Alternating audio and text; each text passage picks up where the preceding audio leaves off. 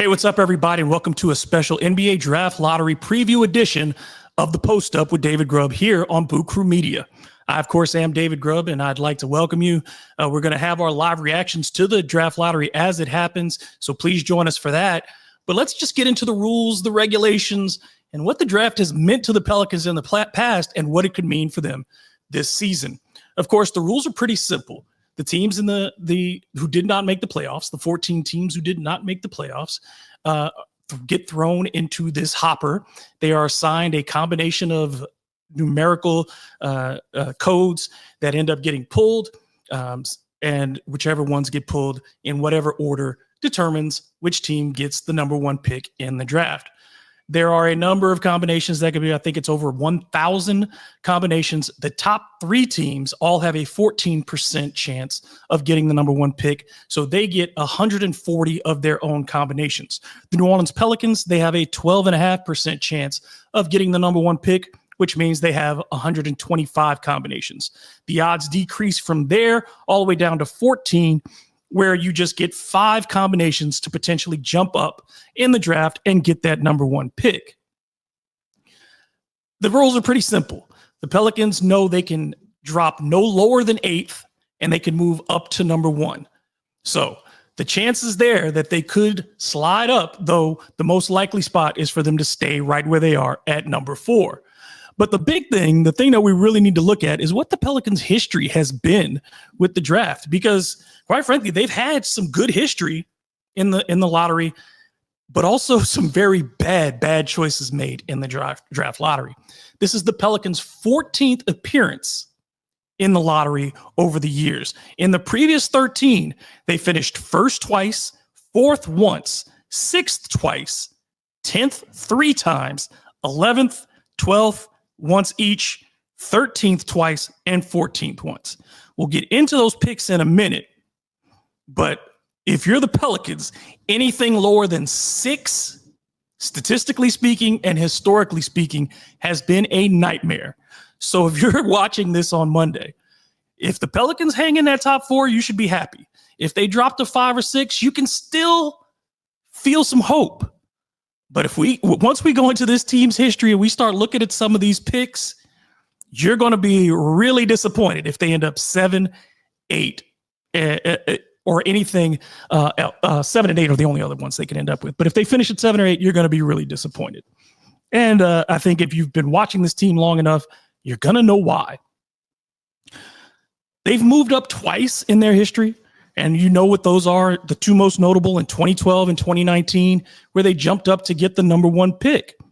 They moved down twice in 2013 and 2005, but they ended up being okay in those seasons as well. Everything worked out.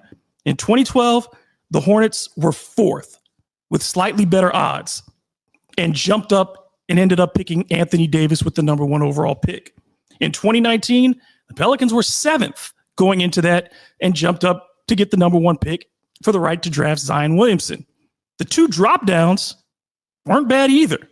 The first in 2005, which we all remember, where the Pelicans were slated to finish 2nd with the worst record in franchise history, going 18-64.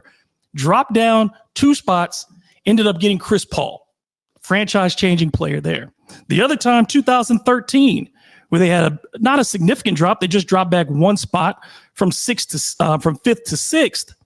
They ended up selecting Nerlens Noel with that pick, but traded Noel to the Philadelphia 76ers for Drew Holiday, another player who will go down as one of the best in franchise history. So there's been a mixed bag of results there when it comes to success in the draft lottery. The majority of the time, they just don't move at all. They've never drafted 2nd. They've never drafted 3rd. They've never drafted 5th, 7th, or 8th, or 9th for that matter. They won't be drafting 9th in this draft. So they could move up to 2nd. That would be some precedent setting a move for the Pelicans. So would the 3rd place pick. That would be something as well. But it doesn't seem like that's going to happen. Damn it, I just don't like where I'm at right now. Ugh. All right. Finally, let's see if this is the one that takes. 3, 2. It's been a long day. One. Hey, what's up, everybody, and welcome to a special NBA Draft Lottery preview edition of the Post Up with David Grubb here on Boot Crew Media. Thank you for joining me. Go ahead and hit that like button, that subscribe button, and we're going to talk some Pelicans hoops as we get ready for this very important draft lottery. We're going to have our full reactions with the entire team. We'll all be talking about the draft lottery as it happens and what the implications will be. But first, I thought it'd be good to just go through the rules a little bit, explain those to you if you don't know them. They're really simple. And then we'll go through the rules. And then after that, what we'll do is we'll talk about, what the Pelicans have done in the lottery in the past, what it's meant for them. And we'll go through some of their greatest hits and greatest misses. All right, so we'll start with the rules. They're pretty simple. There are 1,001 combinations possible for the 14 teams that are in the draft lottery. The top 3 teams all have 14% chances of securing the number 1 pick, so they get 140 combinations each to get that pick. The Pelicans, they're sitting in 4th. That means they have a 12.5% chance of securing the top overall pick. That means they get 125 combinations, numerical combinations. That goes down and down and down till you get to number 14, which just gets 5 combinations in the draft. So the Pelicans, sitting currently at 4th, can move up to number 1, and they can't fall any further than number 8. In their history, the New Orleans Pelicans have had a lot of success and a lot of bad results in the lottery. I think number 1, as we look through, let's take this is the Pelicans' 14th overall trip to the lottery. In the previous 13, how has it gone? Well, the Pelicans have picked 1st twice. They've picked 4th once. They've picked 6th twice. They've picked 10th 3 times. That's where they've done it the most. 11th once, 12th once, 13th twice, and 14th once. Going by their history, and we'll get into it in just a second, I can tell you, if you're a Pelicans fan, and we've had these conversations already, and you've seen them on some of our shows about trading this pick, but in franchise history, the Pelicans have had success up until pick 6.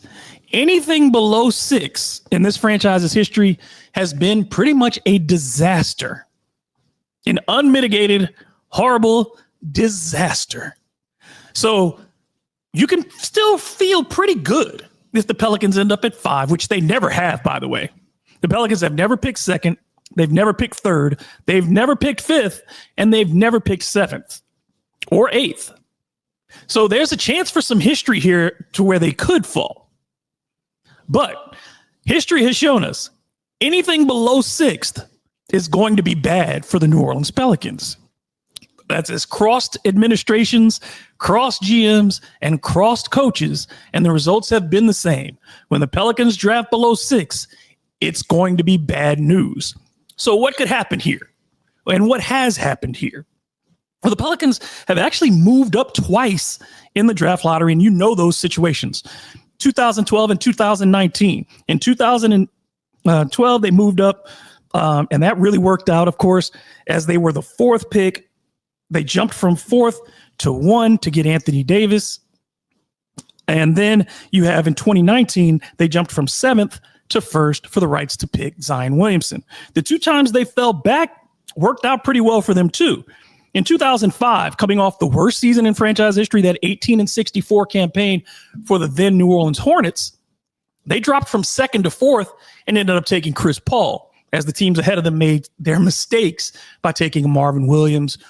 Deron Williams, you could say he wasn't a mistake, but certainly having Chris Paul at 4 worked out very well for the Pelicans.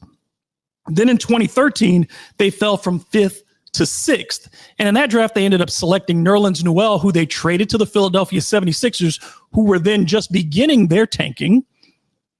And they traded him for the rights to Drew Holiday, who went on to become one of the most beloved players in franchise history.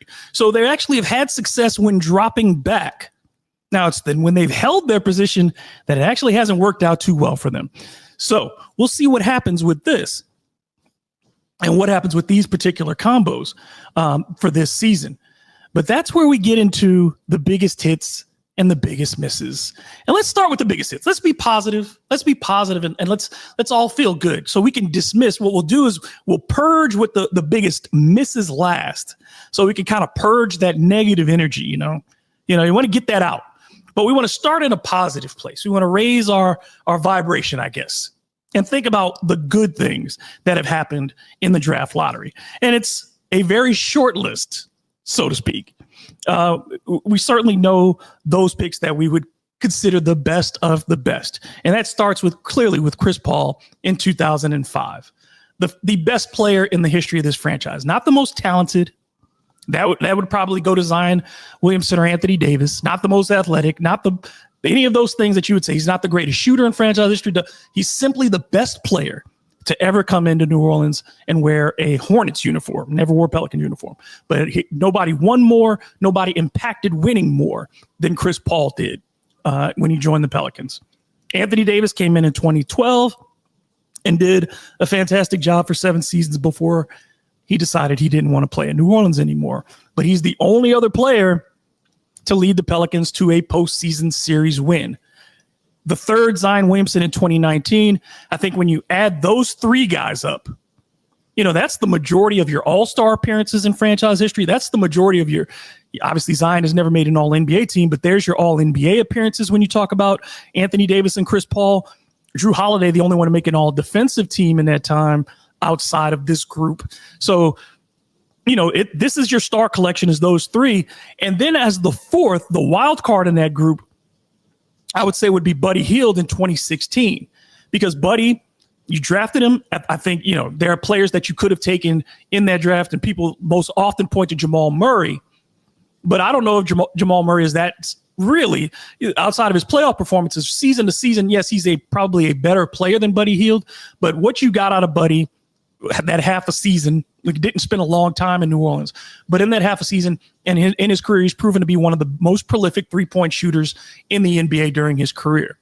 So that wasn't a bad pick per se. And then he ultimately led to, he allowed you to be able to acquire DeMarcus Cousins and bring in the too big era of Pelicans basketball. So I would put Buddy Hield as the tier below, certainly, because he doesn't belong in that list of great players you acquired in the lottery. He was never a great player, but as far as a good pick and getting value for Buddy at the 6th pick in 2016, that worked out well. So you have a collection of some of the best players in franchise history. And then, folks, we got to move on to the biggest misses. And this is going to be a much more lengthy section, because none of the successes are here anymore. So it doesn't do us really a great job to talk about them, but they were good successes. And look, those top 6 picks, Zion Williamson, Anthony Davis, Chris Paul, Buddy Hield, Nerlens Noel, those folks who fell in that top 6, hey, you got to feel good. So the other ones, I'm going to give you the list of just the names before I get into the worst of the worst. So just reading them in order, okay, of the other picks over the years. Hilton Armstrong, Julian Wright, Cole Aldrich, Elfrid Payton, Zach Collins, Kyra Lewis, Zaire Williams, and Jordan Hawkins.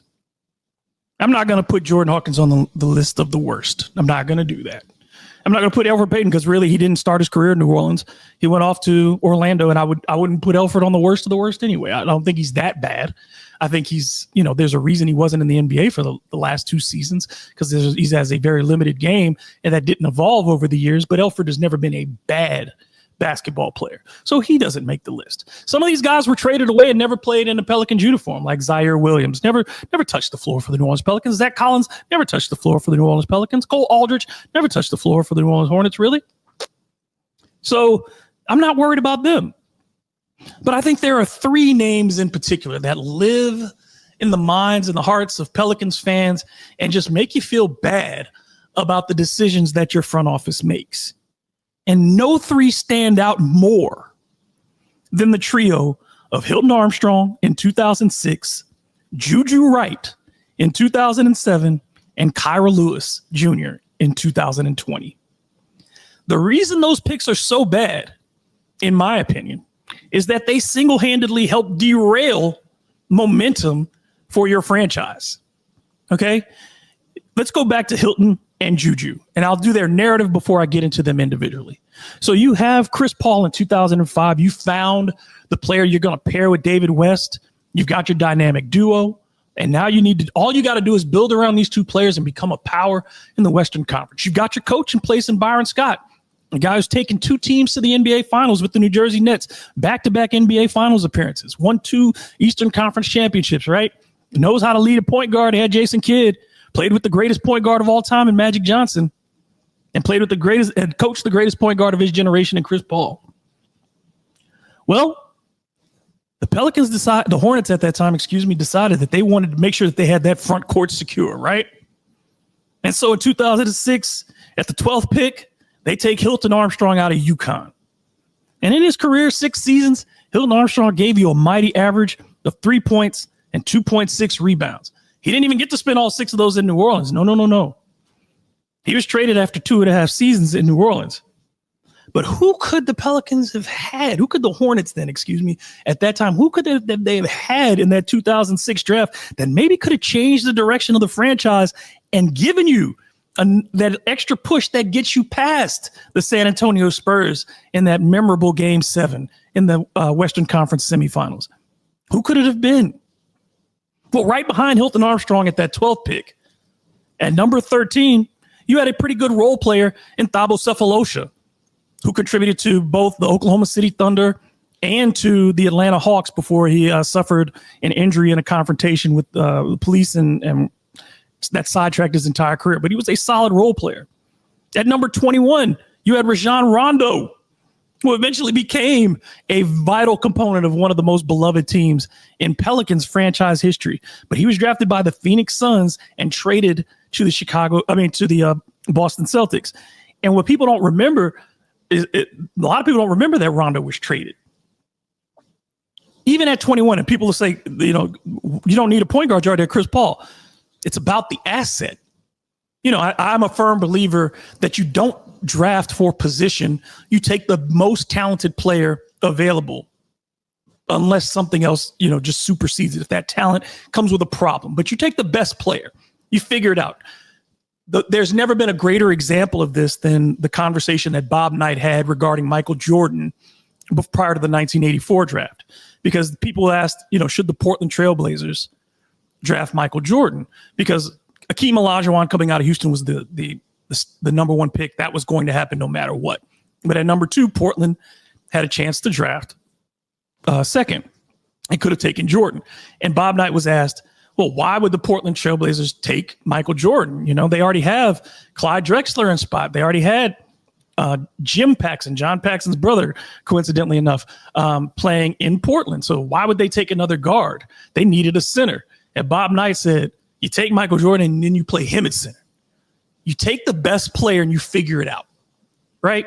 So the Pelicans, the Hornets then, it's always tough to keep doing this when a franchise has changed its name, but they could have taken Rondo at 21. They could have taken Kyle Lowry. Again, yes, it's a point guard, but it's about the asset. Take the player, figure it out, make the trade, find a better player for what your purposes are. Not Hilton Armstrong. If you wanted a role player, in the second round, there are 4 players whose careers were far more lengthy than Hilton Armstrong's, and their contributions to teams were far better. In the second round, guys like Steve Novak, who was a knockdown 3-point shooter, was available.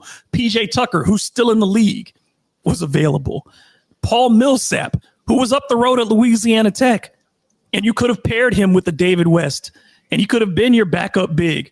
But no, Paul Millsap, who was right in their backyard, they passed on him as well. And Ryan Hollins, who, while not a star, put a decade of work in the NBA and was a better player than Hilton Armstrong. The Pelicans whiffed, and they whiffed again in that draft.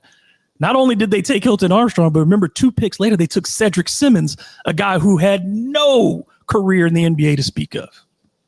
In 2007, the Pelicans, the Hornets, thought that they were going to do it again. I'm so sorry that I keep doing that, but it's hard to just keep switching back and forth. But in 2007, they made arguably a worse pick when they took Julian Wright out of Kansas. And there's one member of Pelicans media, Will Guillory, who, if you say Julian Wright to him, he will get very upset, because that's a lot of people were forming their fandom around that team. And Julian Wright was as big a disappointment as there could have been. A guy who had trouble running and staying upright. He was like a baby deer on the basketball court. The Hornets took him with the 13th pick. Who was on the board remaining in that draft in 2007? Well, you could have had Nick Young, who had at least been entertaining and could have put some buckets, for a team that needed some shooting. Could have been interesting. See what Nick does without the influence of Gilbert Arenas. We would have lost those great stories. But hey, what could Nick Young have done in New Orleans? That would have been an interesting thing to see Byron Scott and Nick Young together. How would that have worked? Marco Bellinelli, who eventually became a Hornet, was available in that draft and taken by the Golden State Warriors. Jared Dudley, who had a very long career in the NBA, was available at that pick. Aaron Aflalo, who had a good, solid career for the Denver Nuggets and the Detroit Pistons and other teams, was available. Carl Landry, another guy who became eventually a New Orleans Hornet. Glenn Big Baby Davis, who became a part of that Celtics championship team just a year later. There were... And then you have a Hall of Famer on the table in Marc Gasol, who was taken in the second round of that draft by the Los Angeles Lakers, and Ramon Sessions, another guy who ended up playing in New Orleans eventually, but a solid point guard who could have been a backup for Chris Paul at that point as well, which was a position that sometimes the Hornets struggled with. So a lot of misfires again in 2007. And why those were so significant is in 2006, 2007, by not getting great players in the draft, the Hornets were forced into a situation of constantly going out and trying to find additional players through trades to boost up that roster, and they could never do it, not for long enough periods. You got injured versions of Peja Stojakovic. You got injured versions of other guys who came in and were able to boost the team to a really high place, but none of them could last long enough, whether it was Morris Peterson or this, that. It just failing to hit on those two picks in particular and not finding just not even a competent rotation player in those two drafts set you on a path of not ever reaching your potential with Chris Paul and eventually forcing his hand out of New Orleans. So that's how important the draft can be for any franchise. It just takes a couple of missteps to derail the momentum of a franchise. And we saw that again with the Pelicans in 2020. You had come off a mixed result in 2019 in your draft. Zion Williamson, you were very happy with his rookie year as far as just what you saw, the glimpses you saw of him. Certainly the bubble made everything weird and the end of the season wasn't inspiring, but Pelicans fans were not complaining about having Zion Williamson after that year. They were still very hopeful. Nickeil Alexander-Walker, you were hoping that he could turn it around and round into something good. Jackson Hayes had given you some flashes. So you're thinking that something can really build. So you got a hit on that next year's first round pick. Instead, David Griffin inexplicably decides to draft a 19-year-old point guard out of Alabama. And again, this is nothing against Kyra Lewis Jr., the person at the time, but the pick itself didn't make sense. I was one of those people who felt like you had enough youngsters. You had a whole collection of guys who were trying to figure out their basketball identities, whether it be Zion Williamson, whether it be Brandon Ingram, whether it be Lonzo Ball, whether it be Josh Hart, all these players that you had who were trying to figure out who they were. And you add to the mix a young player at the most difficult position to transition to in the NBA, and you don't really have a clear path for him to get to the court. And you don't really have a clear path to develop his game. And Kyra, as we know, is no longer in the league. Who could the Pelicans have taken in 2020? Well, the guy that everybody knows that they missed on, certainly that one spot ahead of them when the Kings took Tyrese Halliburton. That's the one that people like to think about with Kyra and just being just out of having Halliburton. And yeah, you'd love to have a Tyrese Halliburton, especially as you see the guys, the development that he's had into one of the best clutch players in the league, and has taken his team to 2 conference semifinals now and 1 conference final already in his career. And then the other guy, Tyrese Maxey, who now the Pelicans might like to pursue this offseason as a potential trade target, he was on the board. But there were a lot of other good role players as well on the board. Guys who, again, that the New Orleans Pelicans now are looking at this offseason potentially as players who could boost their team. They could have had those players in 2020. Guys like Emmanuel Quickley, guys like Isaiah Stewart, guys like Peyton Pritchard, the coming off a Sixth Man of the Year award and one of the most prolific bench scorers in the NBA. Aaron Nesmith, who is paired with Halliburton now in that backcourt with the Pacers and is doing a good job for them with that. And, of course, Cole Anthony with the Orlando Magic, who could be a potential target this offseason. And what that 2020 did in another season that was impacted by COVID-19 and the concerns about that, you gave a player to a coach in Stan Van Gundy who just didn't fit that program. How could Stan really have an idea when he was told to turn around that ship that was going the wrong direction in 2019?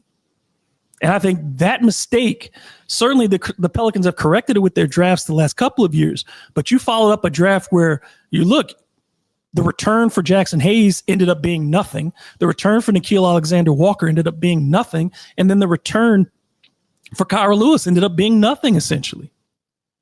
So for 2 years, your only real impactful player was the number one pick overall.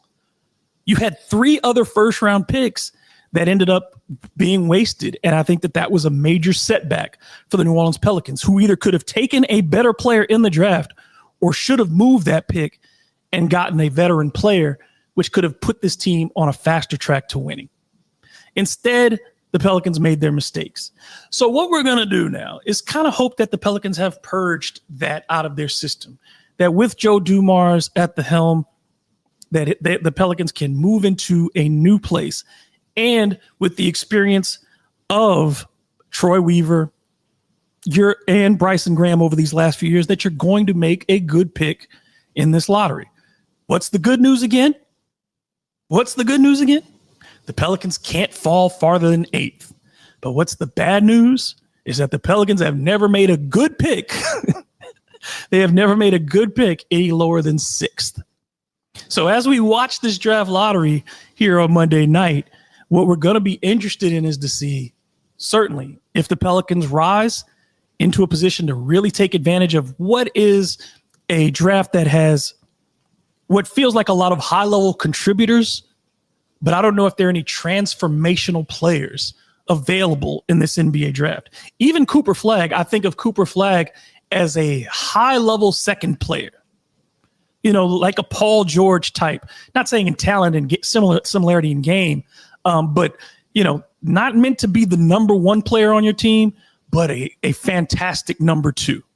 And there's nothing wrong with being a fantastic number 2. Most players would aspire to be a fantastic number 2, but I don't think there's a true franchise-changing player that you can hand the ball to on day one and say, make us better on your own. But if you get into if you stay in the top 4, or if you move into that top 2 or 3, there's a real opportunity to find a good contributor to pair with what you already have, or to reshape this team for the future by using that asset in a different way. I think that if the Pelicans fall back, then that cements Zion Williamson's place in New Orleans. You can't trade Zion Williamson and get rid of him if all you've got is the 6th pick in this draft. That doesn't seem like it's going to incentivize Joe Dumars to move off Zion Williamson. If he gets higher than that, somebody else may come along and value that pick more than the Pelicans and make a deal for Zion that hey, you just can't resist. Though that is not my preferred move for the New Orleans Pelicans. But I think as we go into this lottery, as we've looked at the evidence, and as we've looked at the logic of this, you have to feel like the New Orleans Pelicans' best possible outcome is staying right where they are. Obviously, that's the most hopeful you can be. If they move up to number 1, hey, you figure you've got 6 or 7 years with that number 1 pick. That's what you got out of Chris Paul. You got 7 years out of Anthony Davis. This will be year 7 for Zion Williamson. So we'll see what happens there. But if you get that number 1 pick, you're in for a good 7 years with that player. They probably won't stay for contract number 3 unless you're winning championships year in and year out. But I think that the Pelicans can get a solid contributor within the top 6 of this draft. They can do that. They can improve themselves and make a good deal, or they can use that pick as leverage. But I'll say this again, looking into the past, please let the lottery balls fall where they may, but let them not fall on 7 or 8 for the New Orleans Pelicans. All right, everybody, we're going to keep it kind of tight with that, but go ahead and leave your comments below. Hit that like button, hit the subscribe button, and make sure you stick with us on Boot Crew Media as we break down the 2025 NBA Draft Lottery. For Boot Crew Media, I am David Grubb. You can go ahead and follow me on social media. You can follow me on X. You can follow me on Instagram. You can follow me on Blue Sky. You can follow me on TikTok. Just look for DM Grubb in most of those places. And until the next time, let's go Pels.